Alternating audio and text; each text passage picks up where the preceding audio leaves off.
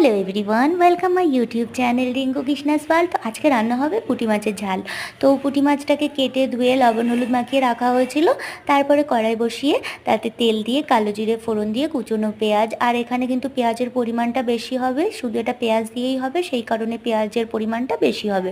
তো পেঁয়াজটাকে মানে একটু ভাজা ভাজা করে নিতে হবে। পরে জল দিয়ে দিলে পরে পেঁয়াজটা কাঁচা কাঁচা থাকে। তো দেখো পেঁয়াজটা প্রায় ভাজা ভাজা হয়েই এসছে। এর মধ্যে একে একে কাঁচা লঙ্কা বাটা, জিরে গুঁড়ো, ধনে গুঁড়ো, লবণ, হলুদ সব কিছু দিয়ে খানিকক্ষণ মশলাটাকে একটু কষিয়ে মশলার উপরে মাছগুলো হালকাভাবে সাজিয়ে দিতে হবে। তো মাছগুলো এইভাবে দিলে কি হয়, মাছগুলো একটাও ভাঙে না। তো দেখো এটা প্রায় হয়েই এসছে, আর পরিমাণ মতো এর মধ্যে জল দিয়ে দিতে হবে। তো আর এটা ঝোলঝোল হবে না, একদম শুকনো শুকনো গামাখা গামাখা হবে। তো কার কীরকম লাগলো ভিডিওটা একটু জানিও কমেন্ট করে, আর যদি ভালো লেগে থাকে একটা লাইক করে দিও। তো দেখো এটা প্রায় হয়ে এসছে, ঝোল শুকিয়ে গেছে। আর